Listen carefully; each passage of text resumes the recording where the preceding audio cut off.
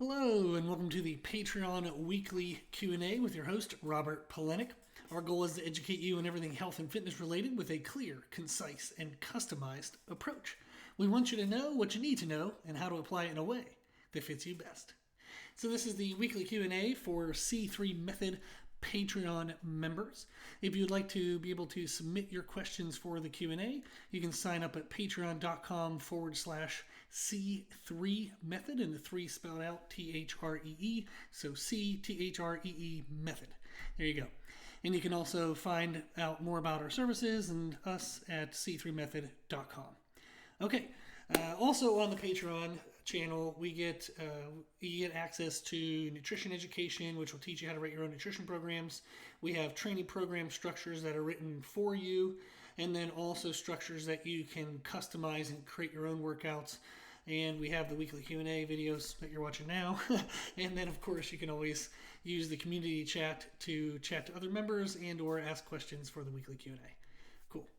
Okay, let's get into our first question. Okay, my previous coach had me eat oats for breakfast and lots of sweet potato for daytime meals, including vegetables. In your nutrition video, you mentioned that the source of carbs isn't as important as calories contained within the foods, which makes sense. But are there quote-unquote best carb sources compared to others? Was my coach correct with what they had me eat? Okay, so as I mentioned on our Patreon channel, we do have nutrition education videos. One of the videos teaches you how to write your own nutrition program, and it takes you step by step of what I do with clients, and that way you can do it for yourself. And then if you have any questions, you can ask in the videos, or that's when you would then hire us for the one-on-one type nutrition coaching. My goal with the video is just for people to have what they need to have so they can live a better life and enjoy themselves. And then if you need extra help from there, that's what I would like to help with. So I want to give the answers, give the recipe, and then that way you can start to kind of do it for yourself, and then I can help fill in the gaps. Now, when we look at carbohydrate sources, it is important, but as you said, it isn't as important as calories. So calories are the most important thing, and then it would be protein within our calories. And then the third thing I focused on is distribution and timing of our calories and protein. And then at number 4 would be individual food sources. Now, all of these things blend in. So when you're trying to figure out how many calories you should eat in a day, and then you're figuring out what calories to eat, it would be, reasonable to consider option number 4 as food sources. So although these are ranked 1, 2, 3, 4, it's not like you can do them necessarily in isolation, or that I recommend doing them in isolation from each other.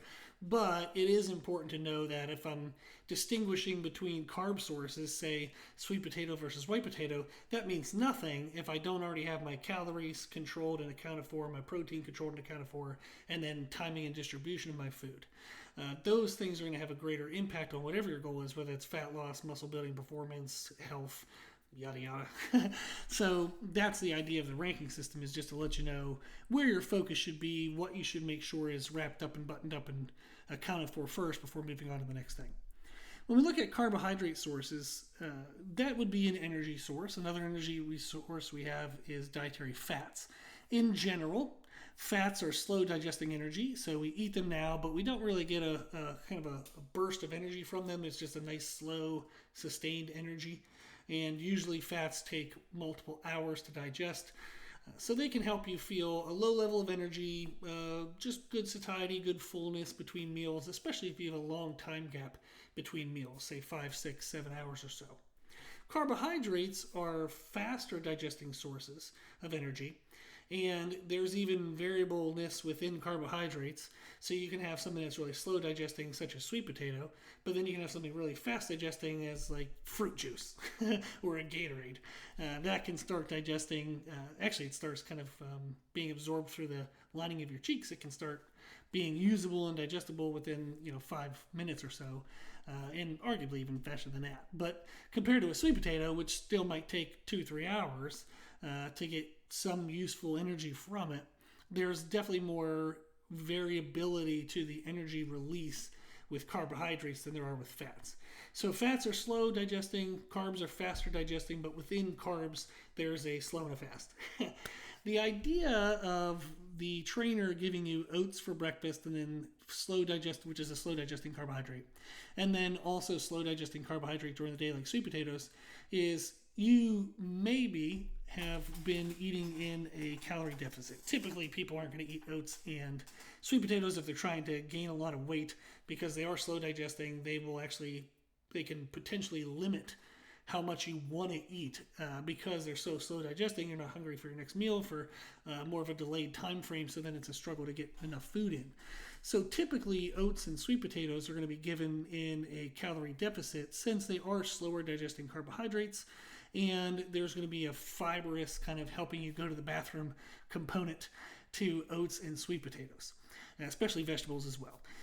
So that's likely what the coach was trying to do is, okay, we don't get to eat a lot of calories, but how do we make our calories last longer in regards to feeling fuller and having that slower digestion, and then also helping us go to the bathroom. If we're not eating a lot of calories, that means we're not eating a lot of food. If you're not eating a lot of food, you might not have a lot of material going through your intestinal tract, and you can get constipated, feel bloated. So fibrous foods can help people go to the bathroom more regularly, and that can contribute to you kind of feeling less bloated and constipated. So likely the coach did a good job. That sounds like a good recommendation. They are not the only foods, though, that you can have. You can certainly eat other foods. If you don't like oats, you don't have to eat oats. If you don't like sweet potato, you don't have to eat sweet potato. So me, for example, I actually did an experiment when I was younger where I had the predominant carbohydrate source for my day was sweet potatoes for 8 weeks. And then, I did oats for 8 weeks, then sweet potatoes for 8 weeks, and then jasmine rice for 8 weeks. The idea was to compare how I felt energy-wise, even if the calories were controlled to be the same across each 8-week segment. So I would have eaten the same amount of calories from oats, the same amount of calories from sweet potato, the same amount of calories from the jasmine rice. What I found for myself was when I ate oats, I felt bloated. I had really poor energy. There's definitely a lower conversion of the calories within oats being utilized as energy compared to, say, jasmine rice. So I might eat 100 calories of oats, 100 calories of jasmine rice. I'm going to get a lot more digestible energy from the rice than I would from the oats due to the fiber. So that would have contributed. But what I found was oats for me just wasn't great. I felt bloated, had very little energy, wasn't fun, didn't like those 8 weeks. So then I switched to sweet potatoes. The taste was amazing after just having eaten oats for like 8 weeks. So sweet potatoes actually have a pretty good name. They are sweet. But what I found with that was I struggled to feel hungry enough for my next meal. By the time I would be ready schedule-wise for my next meal, I wasn't hungry enough for it. And I was just force-feeding myself the whole time with sweet potato. And I would try to do, okay, let me do smaller amounts and more frequent meals, and then, try to play around with it all the ways I could. So I like the taste of sweet potato. I would say that I had an okay energy from it, definitely better than the oats, but I felt too full.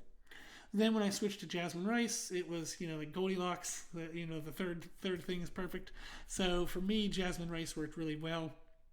I liked the taste. Digestibility was great. Energy was great. The satiety was good enough to get me to my next meal, but then I was hungry enough for my next meal.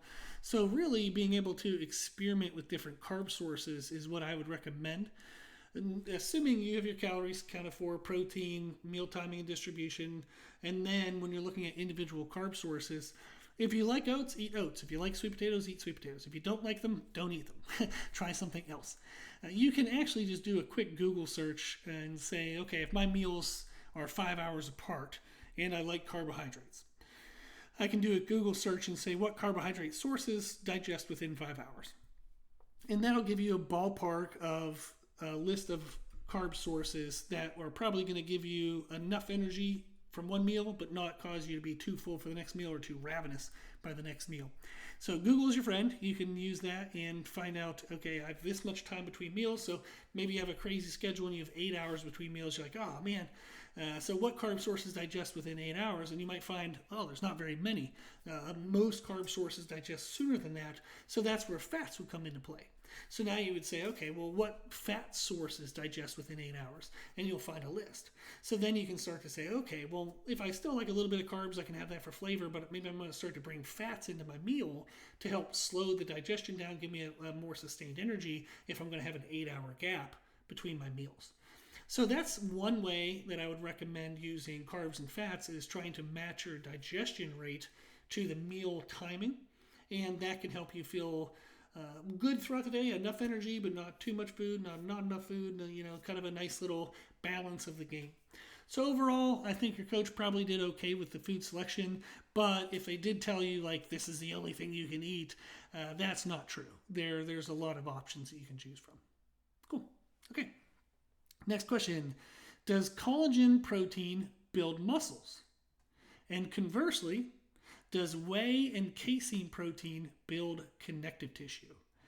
Okay, so does collagen protein build muscles? Not really in isolation by itself. It's would be considered an incomplete protein. So protein is a bunch of amino acids. You can think of them as like building blocks, like if you're building like a log cabin. So you got a bunch of logs and you're trying to build this whole house. So what we would think of is a complete protein is the whole house. Collagen protein gives you a lot of logs, but it's missing a few. So collagen protein, it's going to have some that it's high in, like proline is like high. And the reason why I know that is if you've ever been told to eat the shells of your shrimp. So if you ever eat shrimp and you eat the shell, there's a lot of proline in there. And that can contribute towards connective tissue health.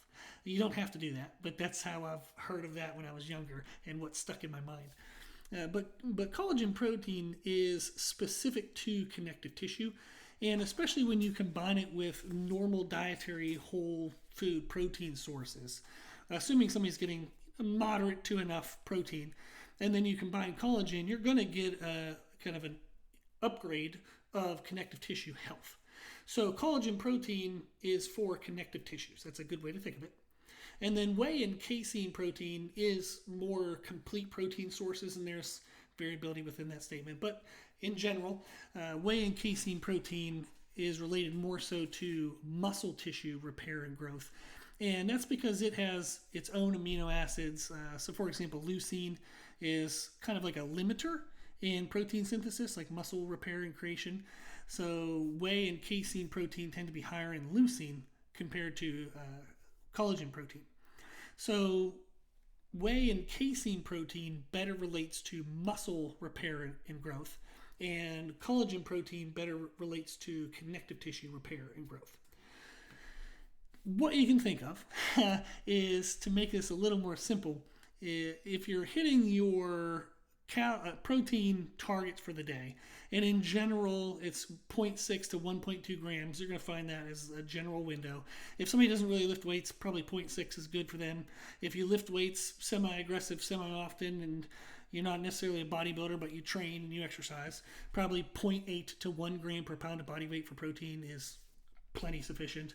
And then if you are super vigorous in the gym and you kill yourself and you want to be a massive bodybuilder, build as much muscle as possible, you can do 1 to 1.2, and some people even do more than that.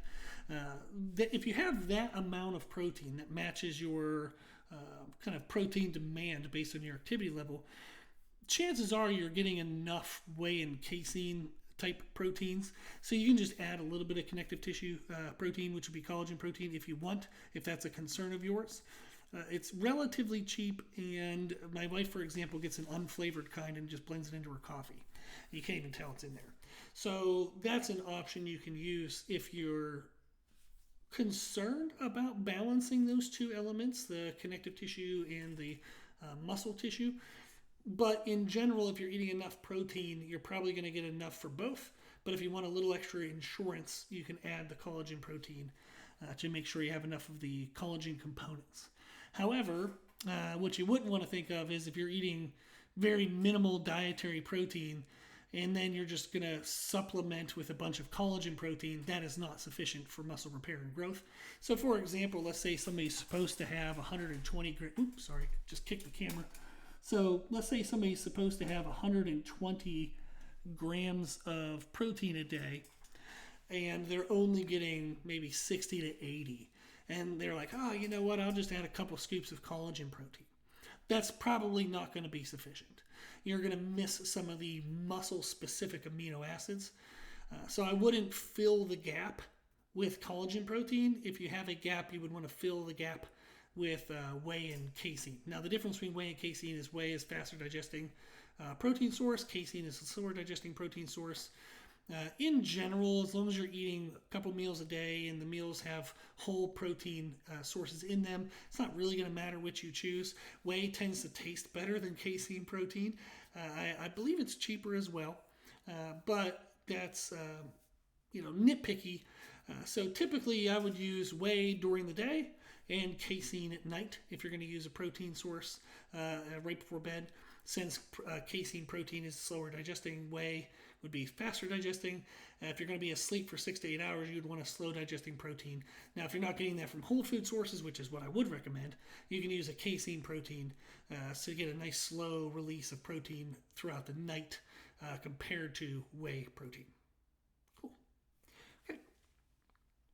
Next question we have is a training question. Can you explain the importance of controlling the eccentric phase of a repetition? My training partner and I were debating about the proper speed for the concentric phase for strength versus growth, but we wondered how the eccentric phase was affected or changed if your goal was strength versus growth. Okay, so let's go through some of those terms. What is the eccentric and concentric phase of a repetition? A repetition, like when you're doing a rep in the gym, think of a bicep curl. The concentric phase is when the muscle is contracting. So when the muscle is shortening, so that would be when they're curling the dumbbell up. The eccentric phase is when the muscle is extending under weight load, and that would be when you're lowering the dumbbell back down to the bottom. Now, when they're talking about the speed, if we do get muscle stress that would relate to positive adaptations of strength and growth in both phases, the concentric and eccentric phase, we are stronger during the eccentric phase, and studies have suggested that we accrue more of the desired stress that we are able to utilize for adaptations for strength and growth during the eccentric phase. I'm trying to be careful with my wording because you can say kind of the wrong things, and even though the message is correct, the terminology might be a little off, so I want to make sure my terminology is correct. I don't ever want to give you guys misinformation. So the concentric is when you're contracting the muscle. The eccentric is when the working muscle is extending under weight load. The eccentric, when we're extending a muscle under weight load, that is more stressful to the muscle. A muscle is built and designed to contract, to shorten. It's not as efficient at extending under weight load. So what happens is when you extend under weight load, it's more damaging and stressful to the muscle. That then would produce more of an adaptation stimulus that our body says, holy crap, that was miserable. Let me get stronger, let me get bigger, let me adapt to that stimulus so that way it's not as miserable the next time I do it. Now, with that established, the concentric phase, when we're thinking of strength versus growth, there would be less of an argument as the importance of the concentric speed. In general, when you're doing strength, you would want to move something as fast as you can because as it gets heavier, it'll move slow, even if you're trying to move fast. Now, you don't want to move light things ballistically and lose position and get yourself injured. But as things get heavier in strength training, you're going to try to move it faster and faster and faster. But the visual, if you were to film yourself, it doesn't really look any faster. But in your mind, you're trying to perform the concentric as efficiently and as quickly as you can to actually move the weight load. When you're doing growth training, you want the concentric to be under control so that way you can sustain proper position, you can sustain the mind-muscle connection with the actual muscle that you want to be doing the moving. If you move so ballistically and so fast and explosive, you maybe can't tell which muscle moved it. For a lot of movements, think of a chest press. If we're in proper, perfect position, the chest and the triceps are going to do the work. If we get out of position, the front shoulders can actually get incorporated into the contraction as well. So if I'm moving aggressive and explosive so fast that I can't really feel what's happening, then I might be using more triceps or more shoulders and not utilizing the chest as well as I should. So I want to have the concentric phase controlled enough for growth training that I know the actual muscle I want to be doing the contracting is the one under the strain. It is the one doing the dominant percentage of the work. So whatever speed that is for you, that's independent of each individual. You'll see some people train very slow and methodically. Some people will train a little bit faster. For my generation, the example that comes to mind is Branch Warren and Johnny Jackson. You can look up their training styles on YouTube, and they move very fast. But they're massive, and they're under control, even though it looks very fast. Then you can now look at what's more common in today's bodybuilders. I think Eric Janicki is he just turned pro and he's super big on social media and YouTube. He moves very slow and controlled. Mike Israetel from Renaissance Periodization would be another one who moves very slow and controlled. So you can contrast the concentric speed between those groups of lifters, and they're both both groups are doing great. They're both doing whatever they need to do. They're both massive. They're both getting their goals. Now, when we think about the eccentric phase, the eccentric phase for strength training should again be controlled, but as fast as you can move while under control. And then the eccentric speed for growth should be controlled at, please, always 100%. And there is, I could see somebody maybe making like a debate about the speed of the eccentric, but in general, you can think of tempo control for the eccentric for growth. And depending on the length of the range of motion, think about the range of motion of a bicep curl versus a barbell squat. You can typically count the eccentric phase around 3 seconds, plus or minus a second. So if I'm doing a movement, and maybe it's think of a bicep curl. So if I'm at the top, I'm perfectly contracted, full contraction, and I want to lower the bottom, I'll start and I'll lower at a 3 count. So 3, 2, 1. And that whole time, 3, 2, 1, is the time that I'm using to lower the weight. So that is the eccentric tempo. Now if I'm doing it at 1, 2, that's not bad, as long as I felt control, as long as the bicep was the one doing the work. I didn't let my shoulder shift forward and let my front shoulder take over. I didn't swing my body. Like a quick 1, 2, not bad. 3, probably a little better. Now, is 4 better than 3? Meh. If you start to extend the eccentric too long, you start to then limit the weight load that you can use, to the point where you're now sacrificing the weight load stress for an eccentric stress. And there is a balance between those two things. We want to have the maximal weight load we can do with a controlled eccentric, and let's, for reference point, say a 3 count eccentric. So I would want the heaviest weight that I can do for a controlled eccentric.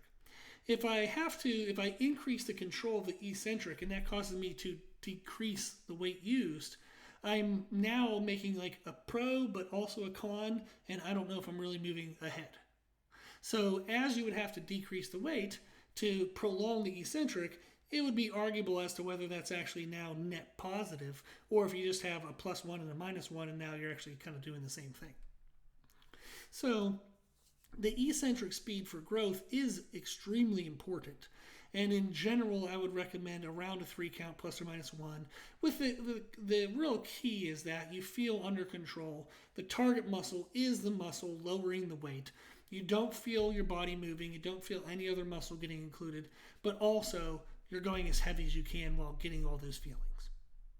Then for strength, the eccentric just needs to move in control enough that you're controlling your position. So the speed on the way down of a squat, as long as you're maintaining proper heel and like pinky toe position, so you're not like caving into your big toe, your knees aren't caving in, you're not shifting forward with your torso, the bar path is still vertical over midline of the foot. As long as all those things are happening, you can move as fast as you can. And in general, that will incorporate more muscle reflex, stretch reflex strength, as you make the turnaround at the bottom of the lift or at the end of the eccentric, and then you're going to go back into the concentric phase. So in strength training, as long as you're maintaining proper position, move as fast as you can. In growth training, as long as the actual muscle you want to be doing the work is under control, then it isn't move as fast as you can. It's move around a 3-count tempo. And you can play with that a little bit. Maybe you're like Branch Warren and Johnny Jackson. Maybe you move a little bit faster. Or maybe you're like Mike Israetel and Eric Janicki and you move a little bit slower. So it's really a matter of preference and what you feel gives you the best mind-muscle connection, so that way you know the muscle's doing the work, the muscle feels maximally stressed, but also under the maximal weight load that you can do that stress. Okay, next question we have is, how do you manage training energy when you're in a calorie deficit for fat loss? So I'm assuming that they're asking this maybe because they have low energy. So maybe they're going through a diet and they have no energy for training. A couple things come to mind. Number one is train as earlier in the day as you possibly can. If you tend to wait till after work, you're probably just going to be stressed and tired, and you're going to have to be in a calorie deficit if you want fat loss. And the longer you're in a deficit, the more exhausted and fatigued you feel. So if you can, get up early and work out before work. One of my clients actually is a captain on a ship, which is a pretty neat job title. And we were just talking about his days. They're 10 to 12 hour days, super stressful. And he was trying to train after that and realizing like, oh man, I just have crap energy. And sometimes if I go home, if I sit down for half a second, I fall asleep and I miss my workout. So we're switching his schedule now to working out before work. So we're doing workouts that are streamlined, super efficient, but gets all of his needs. He can get in, get out, go to work, and that'll help a lot. So work out as early in the day as you can. That'll definitely help. You can use caffeine, is assuming that you're going to use the caffeine to get your workout in roughly about 6 to 8 hours before you go to bed. So morning or midday kind of training. Caffeine before your workout. Now there's rough windows. It depends on when you're awake and how much food you had and all these other things. But usually around like 30 minutes before your workout is a pretty good time for caffeine, plus or minus 15 minutes, and individual preferences. But that can help, assuming you haven't already pounded down a bunch of caffeine. So if you have 400 to 600 milligrams of caffeine in the morning, and then you take a 200 milligram supplement midday for a midday workout, probably not going to feel that. So it would have to be kind of the predominant caffeine moment of your day for you to be able to feel that. But that is an option. Another thing is to time your calories to where you peak your energy calories pre-workout. This is preferential because sometimes people like to keep their calories for better quality of sleep for the last meal of the day. But if you notice you're having crappy workout energy, you can consume the predominant amount of carbs. If you're having carb-based energy calories, you can consume that about 60 to 90 minutes before the workout, and that'll give you decent energy. And if you're having fats, you would have to have that a little bit more, like 2 to 3 hours ahead of the workout for it to be available, depending on the fat source. But if you're eating carbohydrates, one of the fun things to do with that is people often like carbohydrates, and that can also be a motivator to say, okay, I'm going to have some carbs. And I know that I really like carbs. I'm going to have a larger portion of my carbs, and then in 60 minutes, I'm going to go work out. But I have to, because I ate the carbs. I had that really good meal that I really liked, so now I got to work out. So you can use that actually as motivation to push you to work out as well. You can also use reminders. So remind yourself of your goal, like on the screen, like the wallpaper on your phone screen. I don't know what the proper term for that is. But the background, there you go, that would be a better word, for your phone screen. Have something that's motivational. Maybe change it every week so that way it refreshes the motivation. I actually have a notes feature in the dead center of my phone, and I'll put 1 or 2 word kind of motivators for myself. And I don't do it necessarily every week, but I do it whenever I notice that thing isn't having its impact anymore, or I come across something super motivational and something I'm listening to or reading. So I'll put that in that middle of the screen, and that motivates me. You can also do like a pre-workout ritual. So maybe 15 to 30 minutes before the workout, or 5 or 10 minutes, whatever the time frame is. Maybe you have a motivational channel on Instagram or YouTube or TikTok or whatever that you can look and say, oh man, this is pretty cool. So I know like Jocko Willink, for example, he has wrote Extreme Ownership, which is a really good book. He takes a picture of his watch and puts that on Instagram. He works out at 4:30 every morning. So he'll show a picture of his watch. Maybe it's 4:29, maybe it's 4:33, but you'll see he posts that. Never misses. And that's a motivator for people to be like, well, man, if Jocko's getting it in, and how busy is this dude, running multi-million-dollar businesses, an author, doing all this stuff. If he can do it, so can I, that kind of thing. So there's a couple ideas that you can use. For me, I like the meal timing. I like timing my food ahead of the workout. I do use a pre-workout, assuming I'm not working out in the evening. I tend to work out more like midday. So I'll use a pre-workout to give me a little bit of an energy boost.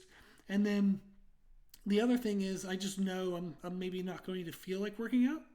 So some days I'm like, oh man, I'm kind of tired. Who gives a shit? I don't like, it doesn't matter if I'm tired. I want the goal. If I want to get bigger muscles, if I want to get leaner, if I want to get stronger, I got to work out. I don't ask myself if I feel like working out. I'm just like, I'm supposed to work out, so I'm going to go work out. And 100% of the time, once I start to work out, I feel great, and I wish I would have started earlier because then I could do it longer, but I ran out of time. So one thing, I guess that would be my last tip, is don't ask yourself if you feel like working out. Who gives a shit? That's not important. If you want the outcome of the workout, you got to do the workout. So just work out. There you go. Okay. Next question. How do you keep yourself motivated when you're overwhelmed in life? My work-life balance is all work at the moment, and I'm struggling to eat my meals consistently. How do you keep up with best habits when you don't have your best to give? Ooh, very good question. I love that wording in the last part there. How to Be an Imperfectionist by Stephen Guise. Guise is his last name. That's a really good book. And then Atomic Habits, and I just blanked on the author's name. Dang it anyhow. Actually, it might be the same person. I just blanked on the name. So just look up Atomic Habits. There's Elastic Habits is a good book that's basically the same thing. So let's go with Elastic Habits because I think that's Stephen Wise as well. That's Stephen Guise, Guise. So Elastic Habits and then How to Be an Imperfectionist. Those two books will be great resources. The reason why is Elastic Habits will teach you how to create your best habits, but saying like, this is how I can meet this habit on the best day, on an okay day, and then like the worst day ever. So it gives you an example of how to create tiers, T-I-E-R-S, or levels to how to meet an individual habit.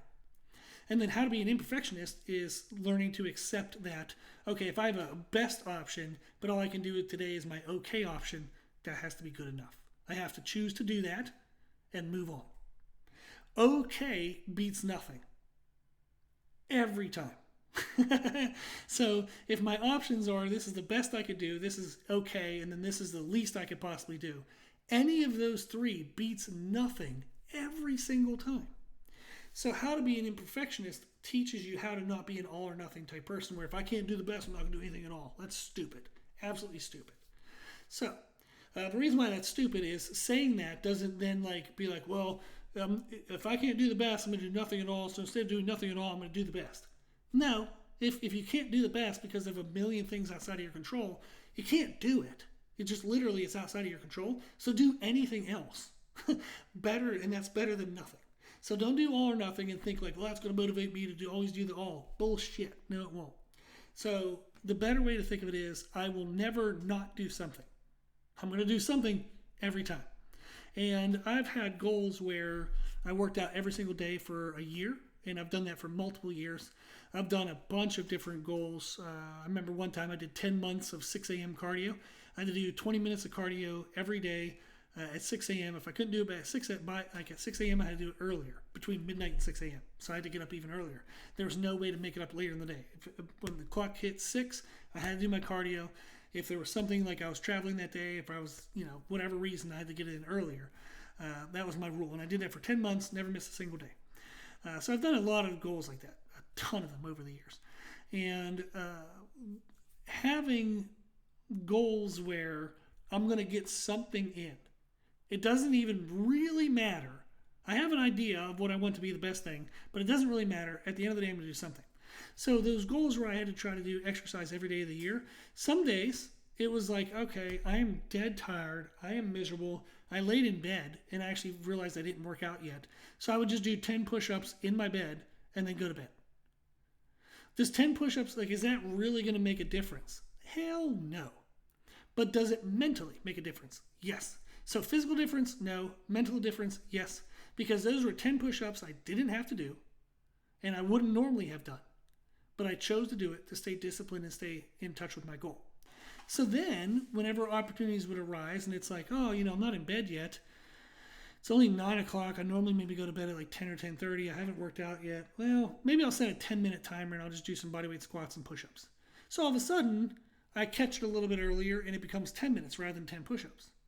So those little things where you build your mental discipline to do some things allows you to improve what those somethings are over time. And that is how you make continual progression. So you always want to be doing something because something can always get better. But nothing is nothing. So those are the 2 books I would recommend reading. How to Be an Imperfectionist and Elastic Habits by Stephen Guise, both books. And I use the premises of those books as a way to stay motivated when I'm overwhelmed, knowing that, okay, if my normal standard here is an hour-long workout, and that's just not going to happen today, I can still be motivated to work out if I accept that a 10-minute walk is better than nothing. If I accept that 5 minutes of squats is better than nothing. If I accept that I'm just going to walk loops around my kitchen while I microwave my last meal of the day, that's better than nothing. So that's how you stay consistent with your best habits, is giving yourself options and allowances for variability in how you meet those best habits. Cool. Okay, next question. We actually have 4 business questions, so this is fun. So first business question we have: what aspect of your job do you like the least or find the hardest? That's a good question. Maybe a sad question or depressing question. What do I like the least? Watching somebody with potential unfulfilled, by far. Oh my God, does that? Probably every personal trainer's worst thing is when somebody comes to you and they ask you for help. You're like, oh man, given your situation, given your goals, if you do this, you'll get there. And then they just don't do it, and you're like, oh my God. Okay, well, if we can't do it in this way, maybe we do it in this way. So you start teaching them the elastic habits thing. If we can't do the best thing, maybe we can do this thing. And then they're not even doing that. You're like, oh, what the hell? What's wrong? Why are we doing these things? Is it messed up with our schedule? Do you not have the resources necessary? You're just lacking motivation. You're lacking drive. What do you need that I can help fill that gap so we can get this done? So you can become what you want to become, because that makes me feel happy and excited for myself that I was able to help somebody in that way. So when people, I don't know what the proper terminology is, but when you can see them have a better outcome than what they're doing, it's like, damn, because you can't do the work for them.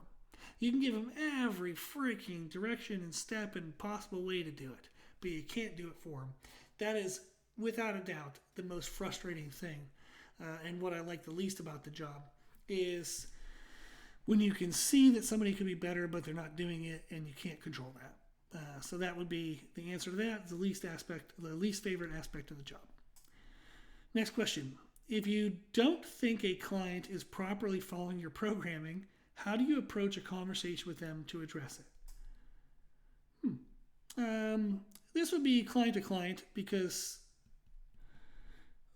everybody's emotional capacity and the way in which you speak to them is a little different. Some people, I grew up with what I call tough love. My parents, my dad, I can't even tell you the number of times my dad told me to get my head on my ass growing up. And that was what I grew up with. And if I did something dumb, even if I didn't know it was dumb, it was a mistake. And he's like, what are you doing? Get your head out of your ass. And he'd show me how to do it. I'm like, geez, it was okay, fine. So I'm okay with that. And I guess I've had to be emotionally, having to learn to be okay with that. But that is a type of talk that is fine with me. So if I were trying to learn something and somebody's like, well, that's pretty stupid. I told you to do it this way. This is the best way to do it. That's why I told you that. So let's just do it this way. I'd be like, okay, geez, that's a little aggressive. Okay. But then I would just go do it and I'm fine. So they cared enough to correct me. Maybe they could have done it a little bit nicer, but they cared enough to correct me. So now I'm on the right path and I'm doing things good. So I'm okay with that. But the majority of people, that's actually unnecessary and not even the best way to talk to somebody. So I don't do that. So what I would do is I would say, let's say, for example, it has happened. Well, I have a client getting ready for a powerlifting competition. I'm going to give you an actual example. I had a client getting ready for a powerlifting competition. They were around, like, say, 8 to 10 pounds overweight. And we're starting maybe 8 weeks ahead. And I'm like, okay, let's do this nutritionally. You'll be fine. We have 8 weeks to lose 8 pounds. Like, no worries. You can lose 8 pounds in one night if we just want to water deplete. But let's lose some body fat. Let's clean up a little bit. Let's look a little better. And that was part of their motivation for doing it, was to lose body fat. So all of a sudden we're, 2 weeks in, and it's like, oh, the weight hasn't really moved. That's odd, given the nutrition parameters, given the fact that we're still training. I would have assumed it went down, but you never know. As a female, so I'm like, yeah, maybe it's that time of the month, so we're holding more water and the body's just stressed, so let's just keep going. So now we go another 2 weeks, and it's like, oh man, scale hasn't moved at all. If it was the time of month, that time's gone now. So what's going on? And they're like, well, I'm following everything. I'm following the nutrition program. I'm like, okay, well, should have worked. Like, we should have seen something. Are we having poor sleep quality? Like, maybe we're having greater water retention because our sleep is really crap. I said, how's your stress levels? In there, everything's good. So now we go another week, and it's like 3 weeks out, and weight hasn't changed. It's like, oh man, something's up. Can you send me photos of your foods? So when you eat breakfast, can you send me a photo of breakfast? When you eat lunch, can you send me a photo of lunch? I want to see. Maybe the measurements are off, or maybe we're miscommunicating a little bit on some of the foods. Then all of a sudden, what you'll find is you don't get the photos. So this is when you start to really know, okay, something's happening. So you don't get a photo, and then you see them the next week, and now we're only like 2 weeks out. And they're like, oh, yeah, I just, it's really hard to remember. I was really busy and blah, blah, blah, blah. So you're like, okay, bullshit. Because if it was important to you, you would have sent the photos. It takes literally 5 seconds. So probably we're not eating the program. This is what I'm saying to them. This isn't what I'm saying to them. This is what I'm thinking internally. I'm like, okay, they're not sending me the photos because they're doing something wrong. 100% of the time when somebody doesn't want to send you information, it's because they're not doing it. If somebody's doing something, they want the accolades for doing it. So they're going to send you the photos. They're going to send you the report. They're going to send you the information. They're going to send you the text. Like, if they're doing it, they want to hear, hey, good job. They want to hear that. So they're going to send you the information. So when somebody doesn't send you stuff, that's almost a 100% indicator they're not actually doing it. So in her example, when we met for the training session 2 weeks before the meet, I said, hey, our weight hasn't moved. And at that point, who knows, might have went up a pound or two. I said, it hasn't moved, and it's really kind of impossible for that to happen given the parameters that we have. The reason why I asked for the photos was I wanted to just see, double check, if I'm saying to measure out 100 grams of rice, are you measuring out 100 grams of weight, or are you looking to see how much of rice gives you 100 grams of carbs? There's a little bit of difference there. So we got to figure out, is there something we're doing that maybe we just don't recognize is messing this up? Because I really want you to be successful, and as we get closer and closer, what we have to do to get these 8 pounds off is going to be harder and more stressful for you to do, and it's going to have more of a negative impact on our performance. It's really not going to be the best option whenever we could do a couple things now that are, way less negatives, much easier, and it'll get us where we want to be. Like, what's going on? And if you express it and explain it and share concern, and the focus is always on what's best for them, and, hey, we expressed that this was our goal. I really want you to reach this goal. I know it's going to make you really happy. If there's anything happening at the moment, like if we're not doing the food, if we're eating extra, maybe the food was too low and you had really bad energy, and maybe you thought to yourself, is like, oh, I must be mentally weak. He thought I could do this, so now I'm going to eat these foods, but I'm not going to tell him because I don't want him to, think bad of me.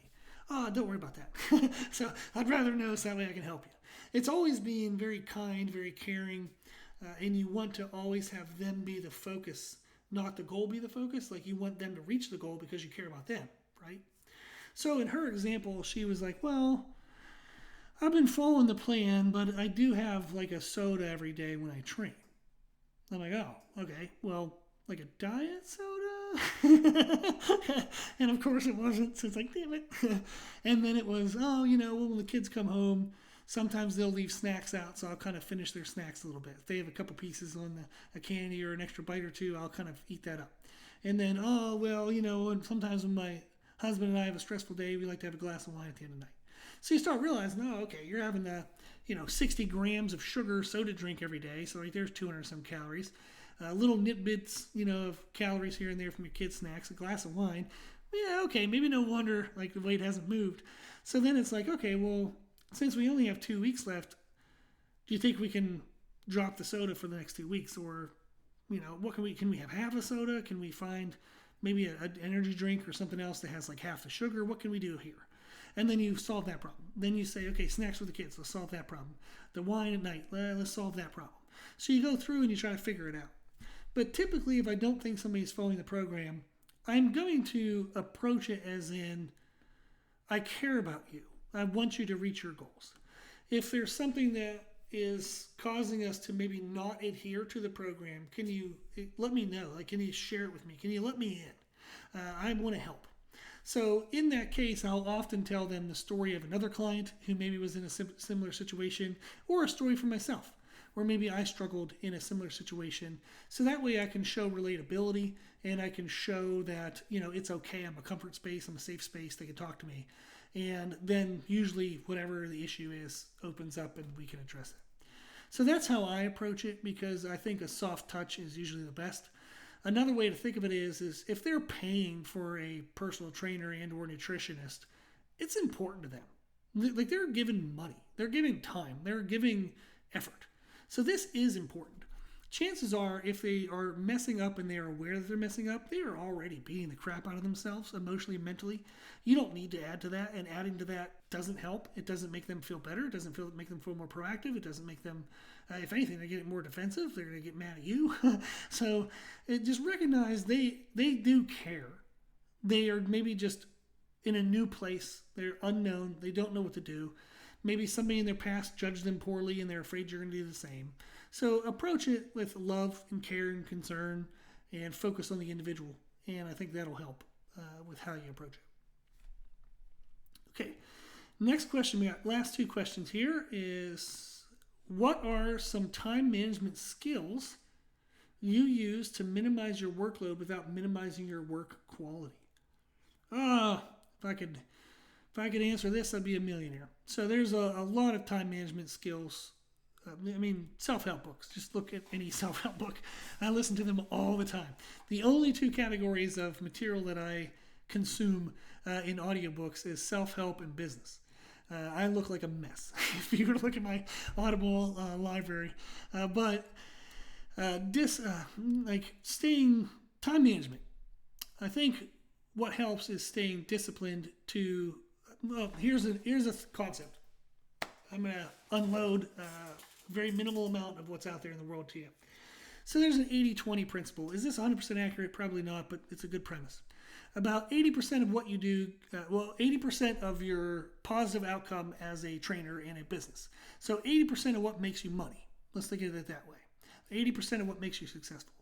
The 80-20 rule is you probably only spend 20% of your time doing that, and then 80% of your time doing a bunch of crap that only gets you a 20% return.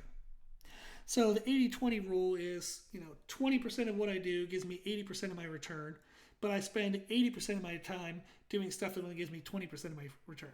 So there you go. Kind of think of it that way.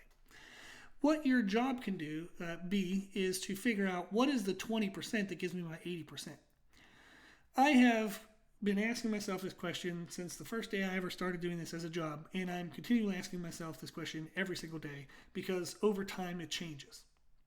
But for me, my main focus is communication quality with clients, and I am still learning that. I am still getting that figured out, because there's so much other crap you have to do in life that gets in the way. And some of it isn't even crap. That's maybe a bad way of saying it is. There is crap. But then there's stuff you actually enjoy and stuff you like, but it's just not business. So I like spending time with my wife Meredith and our dog Daisy. I want to be able to go for walks. I want to be able to get up in the morning, cuddle on the couch. I want to get to, be able to cuddle on the couch at night. I want to share time with them. So that's going to be something that isn't work, but I want to do. I like to work out. So believe it or not. So that's something that is for me. And now I can film some things here and there, but sometimes I just want to work out. I just want to enjoy it. I don't want to make it a business thing. So there are things we do that we like to do. There are things we do that we don't like to do. But there's stuff that we do that we have to do, that we want to do, that isn't the work stuff to do, that doesn't give us that 80% return. So then in the time that we're spending doing our work, we can say to ourselves is how directly does this contribute to my business making money? Does this fulfill the need of current clients? Does this bring in new clients? And then within each of those questions, how well does it do that? So if I'm looking at client communication, if I'm typing up a newsletter that's going to go out to every one of my clients, and that takes me an hour, or I have direct one-on-one communication with my clients that maybe I typically do every 5-ish days. I try to do it like it's in our kind of contract to be once a week. I try to do it more often than that. I try to do it twice a week. So it averages out to about once every 3 to 5 days that I communicate to people. And then with my life being crazy, who knows, maybe it has to extend to a week every now and then. But I try to do it every 3 to 5 days. So if I'm typing an hour long for a newsletter, or I have people who have one-on-one communications that are at like 6 days out, I shouldn't spend the hour doing the newsletter because most people aren't going to really give a shit about that newsletter or read the newsletter. That's just the way life works. I'll be better off spending that hour doing those one-on-one communications because one-on-one communication matters more to my clients than that newsletter does. So I would think to myself is this helping my current clients? Is it ensuring my current money? How well is it doing that? Is this the most direct way that I can do that? If not, don't do it. Delegate it, delete it, defer. Or if it is, how do I do it even better, even faster? And like for me, for example, over the years, when I was communicating with people, it would be via email. But email is really inefficient because all your communications are spread across how many different emails.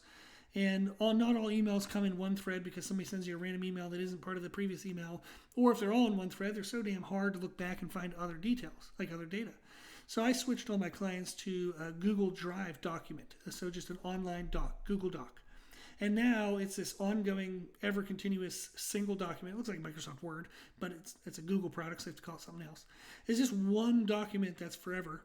And anything we ever write in there is all now easy to reference. I can just do Control F, find a term or find a date, or I can scroll back, find what I said back here, what they said back there. It's so much faster. So that was something where I know one-on-one communication is important for my clients. It is a high-quality concept, but how do I do that better? So does this take care of money in the now? Yes, no. If yes, how do I do it better? If no, don't do it. And then does this bring in new clients? Like, does it give me new money? Same thing. How well does it do that? What is my conversion rate? If I make 3 posts a day on Instagram, does that get me more clients than only 2 posts, than only 1 post? If I'm spending 3 a day, like I'm spending time during the day making 3 posts on Instagram, but nothing on YouTube, nothing on TikTok, nothing on Facebook, nothing on LinkedIn, would I be better off served only doing 2 posts a day on Instagram, but then starting adding in those other components? You got to experiment. You got to figure that out. So that's usually, you can think of it as kind of those 2 categories. I know there's other categories like how do I, kind of track finances, how do I do all these other things. But is what takes care of the money I have now, what makes me money in the future, and then is what I'm doing the absolute best return on investment? If not, don't even do it. Table that, come back to it later, another time. And then what gives you that, like what 20% of work gives you the 80% return? Start making that 20% of the work 80% of the work. And now you're going to get a way bigger return. I don't know if that was helpful, but that's kind of my current trending thoughts. There are an infinite number of books that can help with time management, so much so that I'm even like blanking on even recommending them because there's like an influx of 1 billion titles being downloaded to my brain, so I can't think of them. But the 4 Disciplines of Execution is a pretty good book. And that would be one that I've listened to relatively recently that would be pretty helpful to listen to.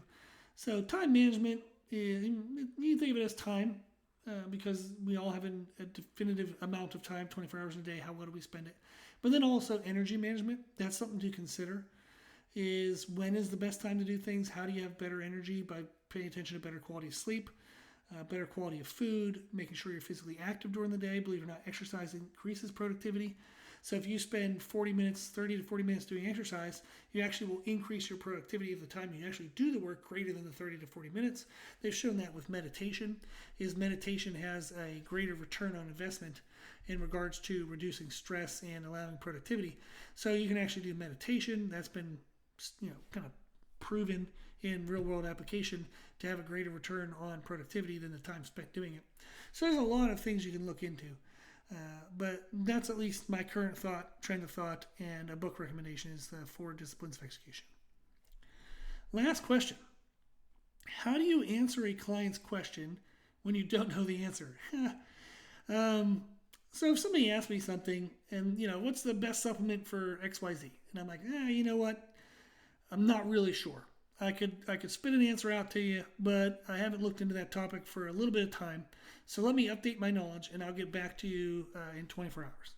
So that's typically how I answer it. Is I'll just say, the short version is, I don't know yet. Let me go find it, and then I'll get back to you. And then I usually give them a timeline because it gives me a timeline, and it keeps me more disciplined to getting the answer back. But I make it a realistic timeline. I'm not going to say like, after our session, I'll message you this within the next hour, but I have a client in the next hour, so that's not going to happen. So usually I give myself 24 hours, and then I find out that answer that night.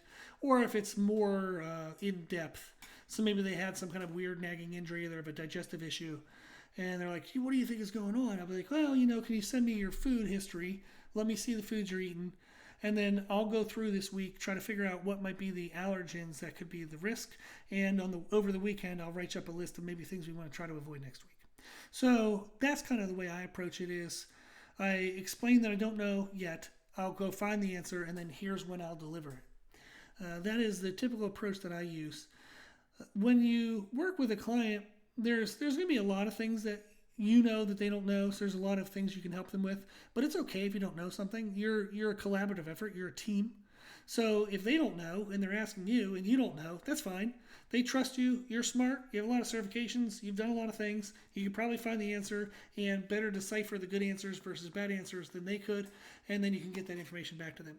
So essentially, you're like an assistant. They're going to say, oh man, I wish I knew this. I don't have the time or the knowledge for how to do that. Can you do that? Yes, I can do that. Okay, thank you.